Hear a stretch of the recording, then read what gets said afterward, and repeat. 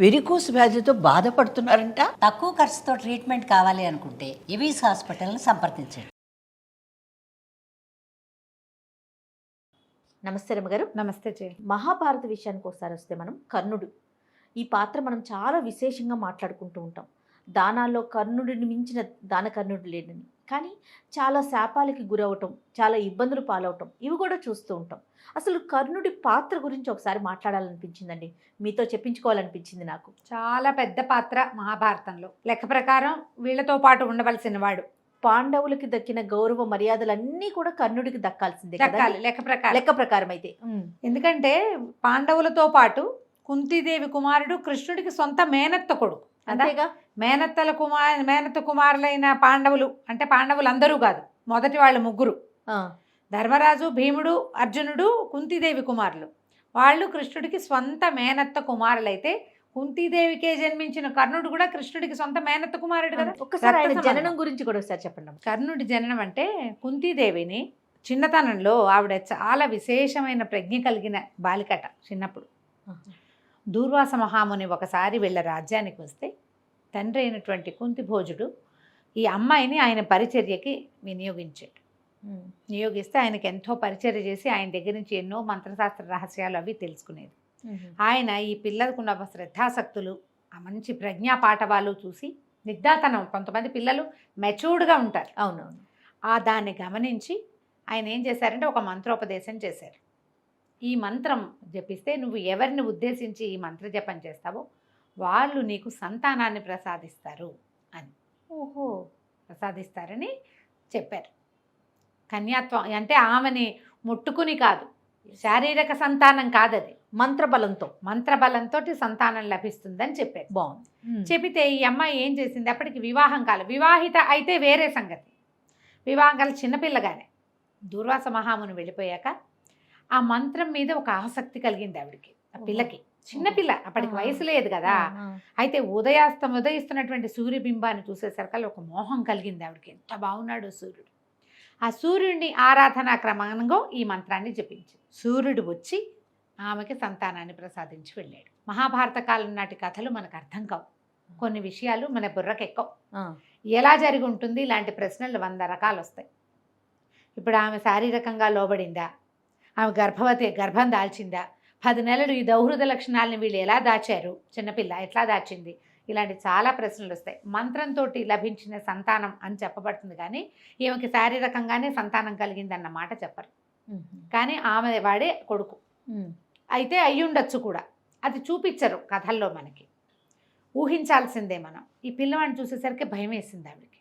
చిన్నతనము, కన్యాత్వము, వివాహం కాకపోవటము. వివాహం కానప్పుడు తండ్రి మాట కదా పిల్లలు వినాలి, అంతేగా. భయపడి సహజంగా కవచకుండలాలతోటే జన్మించిన పిల్లవాడిని గంగా నదిలో వదిలిపెట్టేసింది. ఇంట్లో ఎవరికి చెప్పకుండా వదిలేసిన, అది గంగలో వదిలిపెట్టబడిన పిల్లాడు. ఆ పిల్లవాడు పుట్టడం కూడా ఎట్లా పుట్టాడంటే సహజంగానే శరీరానికి కవచం ఉంది అబ్బాయికి, బంగారు కవచము కుండలాలతోటి పుట్టాడట. ఈ పిల్లవాడిని వదిలేసింది. అతను ఈయనకి సూతుడు ఒక ఆయనకి దొరికాడు. ఆయనకు భార్య ఉంది రాధని. వాళ్ళు పెంచుకున్నారు.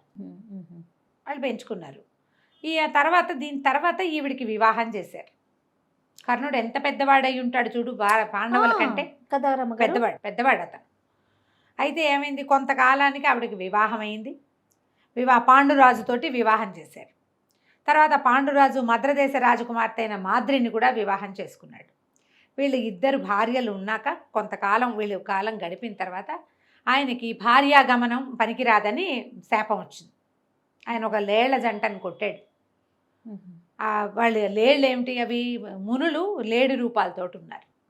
సంగమిస్తూ ఉండగా వాటిని సంహరించాడు. కాబట్టి స్త్రీ సంగమం చేస్తే నీకు మరణం సంభవిస్తుందని చెప్పి అప్పటి వరకు భార్యాభర్తలు కులాసాగానే ఉన్నారు. కానీ ఇంకేం చేస్తారు, దాంతో ఆయన ఏం చేశాడు, అడవికి వెళ్ళిపోయాడు భార్యల్ని తీసుకుని. ఇక అక్కడ వైరాగ్య భావంతో ఇక బ్రహ్మచర్యంతో గడపటం మొదలుపెట్టారు. అయితే ఏదో సందర్భంలో ఆవిడ ఇట్లా నాకు ఒక వరం ఉన్నదని చెప్పేసరికల్లా అతను బతిమలాడాడు. ఒక నాకు సంతానం లేకుండా పోతుంది, నా భార్య కలిగిన సంతానం నా సంతానమే. క్షేత్రజులు అంటారు వాళ్ళని. క్షేత్రజులు అంటే భార్యకి పుట్టిన కొడుకులు కూడా పనికొస్తారు.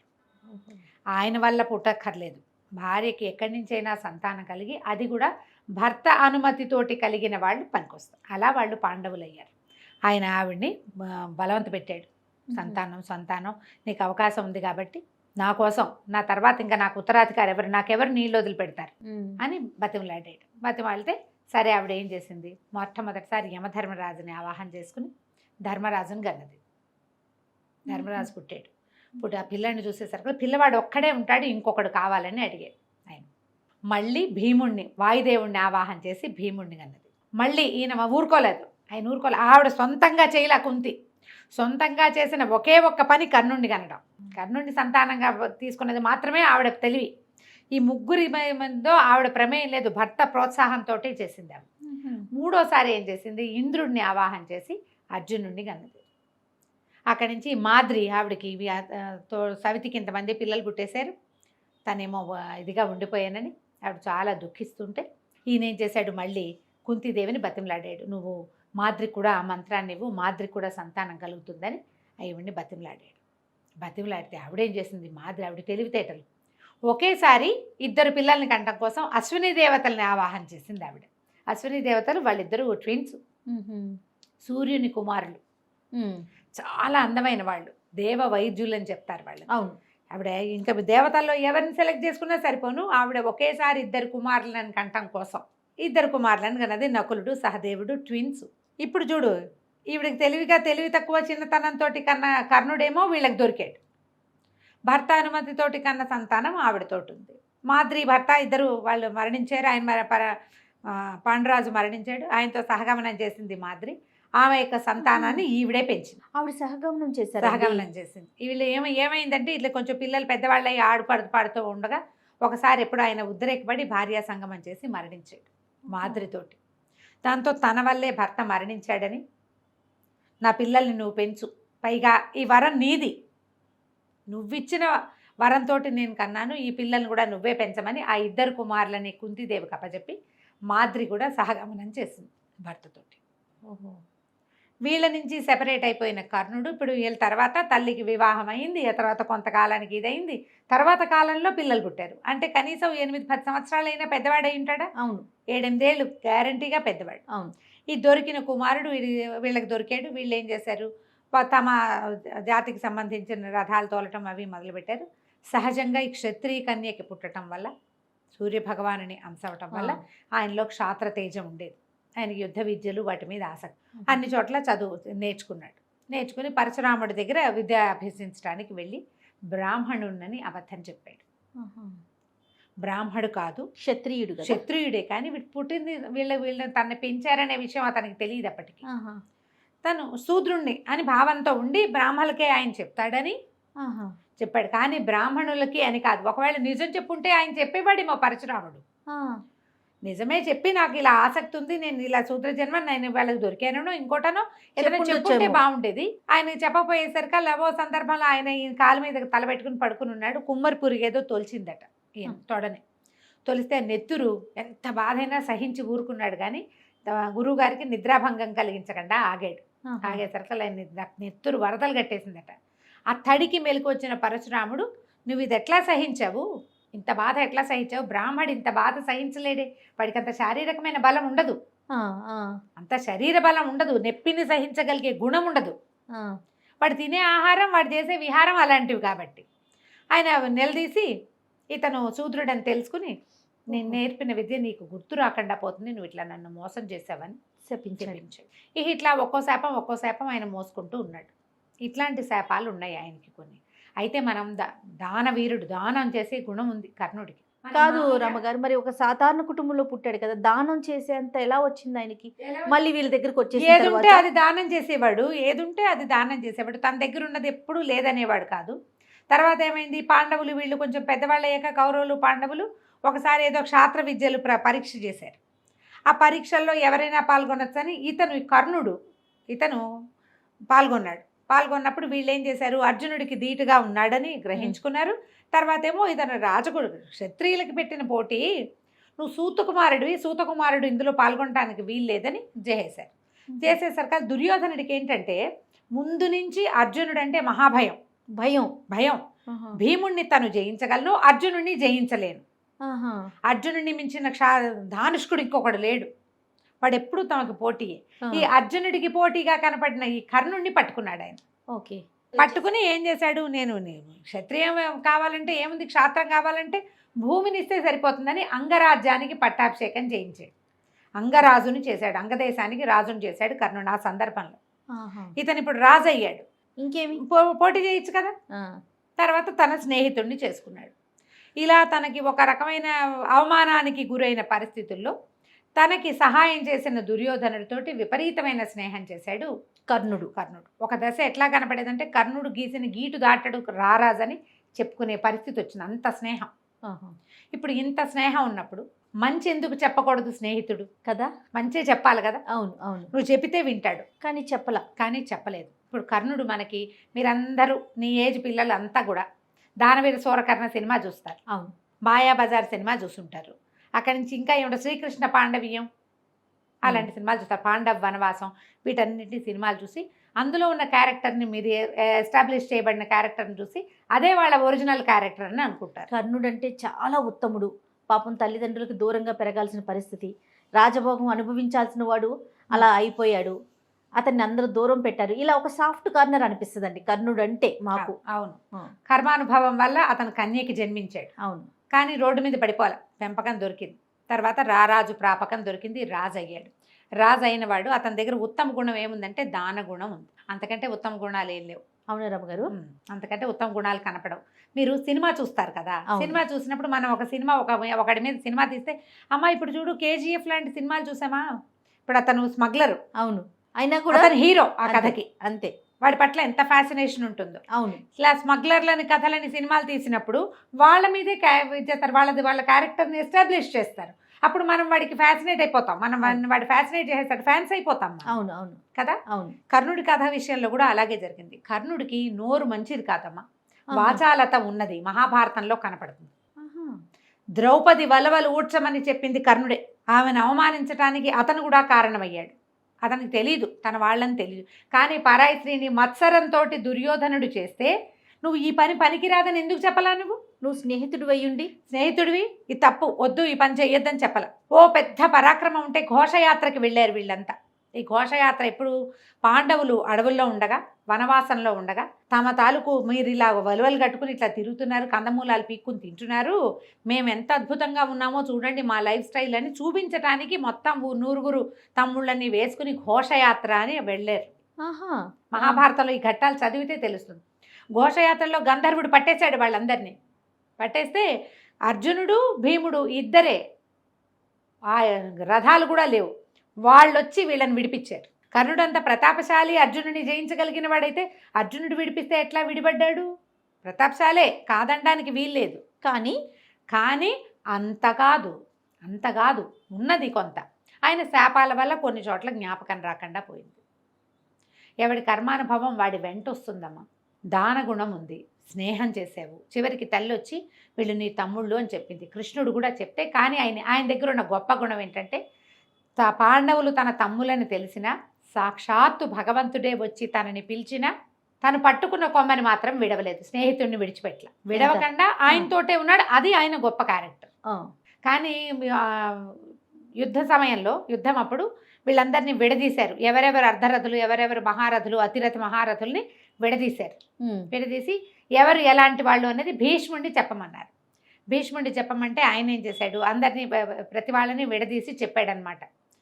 వీళ్ళు అతిరథులు, వీళ్ళు మహారథులు, వీళ్ళు అర్ధరథులు, వీళ్ళు పధికులు, అంటే ఈ కేవలం రధికులు వీళ్ళు, అట్లా అసలు క్యారెక్టర్ అవి విడదీయటం కూడా చాలా పెద్ద లిస్ట్ చేయాలి. అదంతా నేను చెప్పటల్లా, ఎప్పుడైనా బాగా వివరంగా ఇదొక్కటే చేయదలుచుకున్నప్పుడు చెప్తాను. అది మహాభారతం మీద కేవలం యుద్ధం అప్పుడు ఎలా జరిగింది అనేది ఎప్పుడైనా చేద్దాం, ఆ పేర్లతో సహా అంత లిస్టు ప్రకారం. ఈ విడదీసిన క్రమంలో ఈయన్ని అర్ధరథుడిని చేశాడు. అంటే ఈయన డిగ్రేడ్ అయిపోయాడు అనమాట కర్ణుడు. డిగ్రేడ్ అయ్యేసరికి కర్ణుడికి మహాకోపం వచ్చింది. నా కొడుకేమో అతిరథుడు, నేను అర్ధరథుడినా? కర్ణుడి కుమారుడు అతిరథుడు, ఈయన్ని అర్ధరథుడిని చేశాడు. నువ్వు మత్సరంతో చేస్తున్నావు, పాండవుల మీద పక్షపాతంతో చేస్తున్నావు, మీతో పాటు నువ్వు పడేదాకా నేను యుద్ధంలోకి రానని చెప్పేశాడు నలుగురి ముందు పెద్దవాడిని, భీష్ముడిని. నువ్వు పడిపోయాకే నేను యుద్ధంలోకి వస్తానని. అయితే భీష్ముడు పడిపోయిన తర్వాత రహస్యంగా భీష్ముడిని కలుసుకున్నాడు. ఆయన పడిపోయాడు, అంపశయ మీదకి చేరిపోయాడు కదా, చేరిపోయాక కలుసుకున్నాడు. వాళ్ళు మహాబలవంతులు, దైవ సహాయం ఉంది, కృష్ణుడు ఉన్నాడు వాళ్ళతోటి. వాళ్ళని జయించలేనని నాకు కూడా తెలుసు. వాళ్ళని కొట్టడం నా వల్ల కాదు. వాళ్ళ ధర్మస్వరూపులు, పైగా మహాబలవంతులు పాండవులు. భగవంతుడితోటి ఉన్న వాళ్ళ ప్రజ్ఞ వేరేగా ఉంటుంది. అంతే కదా. అందుకని నేనేం చేయలేనని నాకు తెలుసు అని చెప్పి ఒక క్షమాపణలు అడిగి ఈయన భీష్ముడు కూడా నిన్ను కావాలనే పక్కకు పెట్టానని చెప్పాడు. అప్పుడు ఎందుకు పక్కకు పెట్టవలసి వచ్చిందో కూడా చెప్తాడు. ఇప్పుడు ఈ భీష్ముడికి, ఈ కర్ణుడికి ఇన్ని రకాల సమస్యలు ఉన్నాయి. కోపిష్టివాడు అతను, కోపం ఉద్రేకం ఉంది అతనికి, నోరు జారుతాడు ఆయన. ఆ నోరు చేసే లక్షణం ఉంది, ఉండటం వల్ల కొంచెం ఇబ్బంది అయిందనమాట.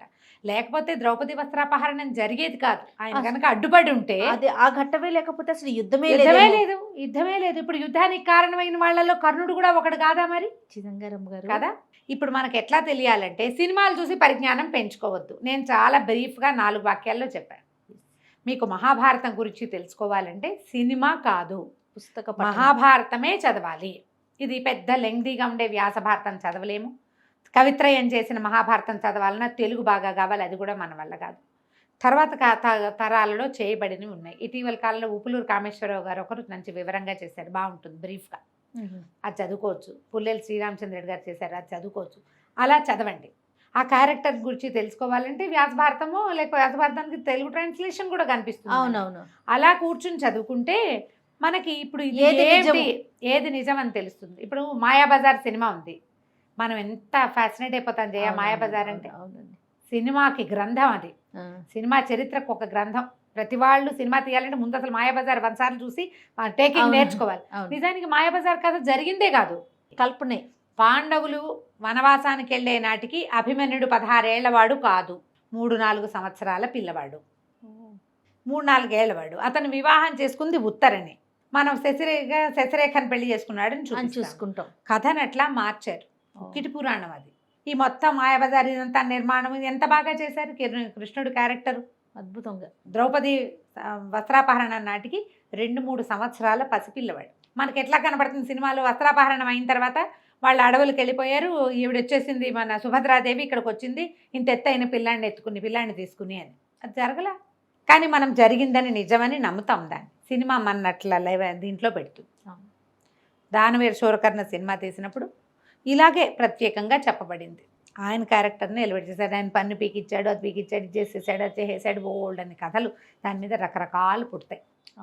అయితే తన ఒంటి మీద ఉన్న కవచ కుండలాలని తీసి ఇచ్చింది మాత్రం నిజం, యుద్ధంలో జరిగింది. అది ఇంద్రుడు వచ్చి అడిగాడు, కవచ కుండలాలు అడిగితే కవచ కుండలాలు ఇచ్చి శక్తి అనే ఒక ఆయుధాన్ని ఇచ్చాడు ఇంద్రుడు. ఒక్కసారే నువ్వు ప్రయోగించగలవు అని. కర్ణుడు దాన్ని అర్జునుడి కోసం అట్టపెట్టుకున్నాడు. అర్జునుడి కోసం అట్టపెట్టుకుంటే కృష్ణుడికి ఆ సంగతి తెలుసు, శక్తి అర్జునుడి మీద పనిచేస్తుంది. అందుకని ఘటోత్కచుడిని దింపాడు రంగంలోకి. ఘటోత్కచుడు రాక్షస యుద్ధం చేశాడు. రాత్రిపూట రాక్షసుడు కదా అతను. ఘటోత్కచుడు వచ్చేసరికల్లా ఇక అతను మొత్తం నిర్వంశం చేసేసేలాగా ఉన్నాడని, నీ దగ్గర ఉన్న ఆయుధాన్ని ఇతని మీద ప్రయోగించమని దుర్యోధనుడు బాగా బలవంతం చేస్తే అర్జునుడి కోసం దాచి ఉంచిన ఆయుధాన్ని ఘటోత్కచుడి మీద శక్తిని ప్రయోగించాల్సి వచ్చింది. తల్లి వచ్చి అడిగిన ఆయన గొప్పతనాలు ఇవి అనమాట. తల్లి వచ్చి అడిగితే నేను ఏం చేసినా నీ మిగిలిన కుమారులను ముట్టుకోను, అర్జునుడో నేనో ఎవరో ఒకళ్ళని మిగులుతాం, నీ సంతానం ఎప్పుడూ 5గురుగానే ఉంటారని చెప్పాడు తల్లికి. ఆవిడ అడిగింది, నువ్వు వీళ్ళ దగ్గరికి వచ్చేసేయను. ముందంతా రాలా. ఆవిడది తప్పే కానీ ఇంకా ఆవిడ ఇంకేం చేయగలిగే స్థితిలో లేదు. ఆవిడ ఏ స్థితిలో లేదు, ఆవిడ ఊరుకుంది. ఈ రహస్యం తెలిసిన కృష్ణుడు కూడా ముందంతా ఎప్పుడూ మాట్లాడలా, యుద్ధంలోనే మాట్లాడాడు. సమయం వచ్చినప్పుడే నువ్వు ఇప్పటికైనా సరే. అందులో ఒక చెప్తారు, ద్రౌపది నిన్ను సేవిస్తుంది అని. సేవించడం అంటే పట్టాభిషేకం చేసినప్పుడు, పట్టాభిషేకం చేస్తే నువ్వు పెద్దవాడివి కాబట్టి నువ్వు రాజు అవుతావు. ఆవిడ సేవిస్తూ అంటే ఇప్పుడు రాజును సేవించినట్టు, అంతేగాని భర్తగా సేవిస్తుందన్న మాట చెప్పలా కృష్ణుడు. ఆ ఒక వాక్యానికి 5గురు భర్తలతో పాటు ఈయనతోటి కూడా గడుపుతుందనే అర్థాన్ని తీశారు మన వాళ్ళు. అది తప్పు కదా. అలాంటివి ఏమైనా ద్రౌపది కర్ణుడిని పెళ్లి చేసుకుంది వెళ్ళాడు, పిచ్చి పిచ్చి మాటలు వింటే చాలా అసహ్యంగా అనిపిస్తుంది. ఆవిడ శివుడి దగ్గర వరం పొంది యజ్ఞంలో పుట్టినది. తన 5గురు భర్తలకి అన్నైనంత మాత్రాన కర్ణుడిని ఎందుకు సేవించాలి? ఆవిడ రాజుగా సేవిస్తుంది అంతే. పట్టాభిషేక సమయంలో ఆమె సేవ కూడా ఈ ఆజ్ఞశయని సేవ నీకు లభిస్తుందని చెప్పాడు. ఆ ఒక వాక్యానికి ఆవిడ ఈయన మీద కూడా మనసు పడ్డట్టుగా సినిమా చూపిస్తారు మన వాళ్ళు. అలాంటి జరగలేదు. మరి తప్పు. ద్రౌపది మహాపతివ్రత, ఆవిడ గురించి అట్లాంటి మాటలు కూడా మాట్లాడకూడదు. భారత కథను అనుసరించే కదా మనం చేయాలి. అవును కదా. ఈ సినిమాల్లో ఏంటంటే వీటన్నిటిని ఇది చేస్తారు, పెంచుతారు. అదే నిజం అనుకోవటం. అది నిజం అనుకుని ఆవిడ 5గురితో ఉంది కాబట్టి 6వ వాడితో కూడా 5గురితో ఉండటం ఏమిటి? నువ్వు చూసావా? తప్పు కదా అది. దానికి మొత్తం కథ వివరంగా చెప్తారు. ఆమె మహాపతివ్రతల్లో ఆమె ఒకటి అని ఖచ్చితంగా. పైగా ఆమె మామూలుగా మనలాగా మనుషులాగా పుట్టలేదు. ఆవిడే అయోనిజగా జన్మించింది యజ్ఞంలో ఎంచి. ఆమె క్యారెక్టర్ని అసాసినేట్ చేసి పారేశారు దిక్కుమాల సినిమాలతోటి. కర్ణుడి కథ ఇది. ఆయనకి శాపాలు చాలా ఉన్నాయి. ఆయన కర్మానుభవం వల్ల దానికి ఎవరు ఏం చేయలేకపోతారు. కొన్ని ఆయన చేసుకున్నవి అంతే. ఆయన చేసుకున్నవి అంటే ఏవో 2-3 రకాల శాపాలు ఉన్నాయని చెప్తారు. భూమిని పిండాడని, నూనె గారిపోయిందని, ఆ భూమికి కోపం వచ్చిందని, ఆ భూదేవి చేసిందని చెప్తారు. కాదు, ఆ కురుక్షేత్రంలో ఏంటంటే ఆయన చేయలేకపోయాడు. వీళ్ళతో తలపడలేకపోయాడు. చివరికి వచ్చేసరికల్లా సమయం ఇవ్వాల కృష్ణుడు. సమయం ఇవ్వమన్నారు. ఇవేవో ధనుసు విరిగిపోయింది, ఇంకో ధనుసు తీసుకునేందుకు సమయం ఇవ్వమంటే ఆయన ఒప్పుకోలే. ఇక నీ సమయం అయిపోయిందని చెప్పాడు భగవంతుడు. ఆయన ఏది తలిస్తే అదే చేయటం. అంతే జరిగింది. ఆమె చనిపోయిన తర్వాత, కర్ణుడు చనిపోయిన తర్వాత తెలిసింది ధర్మరాజాదులకి ఇతను మన అన్నయ్యే. అప్పటి వరకు వీళ్ళకి తెలియదు, వాళ్ళకి తెలియదు. ఆయన మరణించిన తర్వాత తల్లి దుఃఖిస్తటం వల్ల వాళ్ళకి తెలిసింది. అయ్యో ఈయన మా అన్నయ్య అని తెలిస్తే అసలు ఈ రాజ్యం కావాలని కోరుకునేవాడిని కాదు కదా నేను. తల్లి అన్న మరణానికి కారణమే అని ముందు నుంచి ఆయనకి అదే బాధ. సొంత వాళ్ళని చంపేసుకోవాల్సి వస్తుంది అని ధర్మరాజుకి అదే బాధ. అర్జునుడు యుద్ధ ప్రారంభంలోనే చెప్పాడు కదా, వీళ్ళంతా నా స్నేహితులు, బంధువులు, పెద్దవాళ్ళు, గురువులు, వీళ్ళు ఎదురుకుండా నేను యుద్ధం ఎలా చేయను అని అడిగితే కృష్ణుడు చెప్పాడు, నువ్వు చేసేదేమిటి యుద్ధం? నువ్వు కాదు చేసేది, నీ పని నువ్వు చేయి, ఇక్కడ నువ్వు చేయాల్సిందే. మొట్టమొదటి దాంతోనే మొదలవుతుంది. అర్జునుడు బాధపడ్డాడు, చెయ్యింది నేనని. వీళ్ళు బాధపడుతూనే ఉన్నారు. వీళ్ళు తన తమ్ముళ్ళని తెలిసినా యుద్ధం చేశాడు కర్ణుడు. యుద్ధం మాన్లా. దుర్యోధనుడి వెనకాల ఉండటమే నా విధి అనుకున్నాడు. ఆయన కోసమే యుద్ధం చేస్తా అనుకున్నాడు. దొరికినా కూడా ధర్మరాజు, భీముడు, నకుల సహదేవులు దొరికినా వీళ్ళ నలుగురి మీద బాణప్రయోగం చేయలే ఆయన, తల్లికి ఇచ్చిన మాటకి. లేకపోతే కొట్టేవాడు. కానీ వాళ్ళు ఆవిడకి ఇచ్చాడు కాబట్టి మాట, వాళ్ళని కొట్టలేదు. అర్జునుడితోటే తలపడ్డాడు. అర్జునుడితో మాత్రమే తలపడ్డాడు. బోల్డ్ అన్ని రకాలు ఉంటాయి జయ. ఎలా అంటే మనం ఏ హీరో గురించి ఎవరి గురించి చెప్పుకుంటున్నామో వాళ్ళ గొప్పతనాన్ని గురించే మనం మాట్లాడుకుంటూ ఉంటాం. నిజాలు మనం మాట్లాడాం. ఆ క్షణానికి వాళ్ళు చేసిందే న్యాయం. వాళ్ళు చేసే జస్టిఫికేషన్ ఇచ్చేసుకుంటాం కదా, జస్టిఫికేషన్ ఇచ్చేసుకుని వాడిని హీరోని చేసేస్తాం. అలా కాకుండా పూర్తిగా చదవండి. మహాభారతం మీద అనుమానాలు ఉన్నవాళ్ళు చదివితే చక్కగా క్లారిటీ వస్తుంది. ఇది ఇక్కడ మహాభారతంలో ఎవడిది తప్పు కాదు, కాల లక్షణం అది అంతే. ఇక్కడ ఇది జరగాల్సి ఉండి జరిగింది అంతే. ఒకళ్ళు చేసిన తప్పు, వీళ్ళది అన్యాయం, వీళ్ళది పొరపాటు అని చెప్పడానికి వీళ్ళది. ఆ సమయానికి వాడికి అలా కుదిరింది అంతే, అది చేసేస్తారు. ఇది చేసే కొంతమంది క్యారెక్టర్లే ఒరిజినల్గా వాళ్ళ తీరే అలాంటిది ఉంటుంది, వాడు అట్లా ప్రవర్తిస్తాడు. శిశుపాల వధ అవన్నీ చూస్తాం మనం. సభలో ఒకరిని చంపేశాడు భగవంతుడే స్వయంగా, అందరూ కూర్చున్న సభలో. అది తప్పు కదా. శిశుపాలుడి గురించి మాట్లాడితే కృష్ణుడు అంత పని చేస్తాడా అనిపిస్తుంది. కృష్ణుడి గురించి మాట్లాడితే శిశుపాల వధ చాలా కరెక్ట్ అంతే, అలాగే అనిపిస్తుంది. మనం నిజాలు ఏమిటి అనేది సరిగ్గా తెలియాలంటే పూర్తి గ్రంథం చదువుకుంటే చక్కగా తెలుస్తుంది. మహాభారతం చదవండి, ప్రపంచం తెలుస్తుంది మీకు. ఎంత బాగా చెప్పారంటే రమ్మగారు. ఈ వీడియో ఇప్పుడే మనసులో అనుకుంటున్నా, ఈ వీడియో పెట్టగానే మళ్ళీ ఇంకోసారి వినాలని. డైరెక్ట్గా వింటున్నా కదా నేను. అంత బాగుందండి వివరణ. నమస్తే రమ్మగారు. నమస్తే.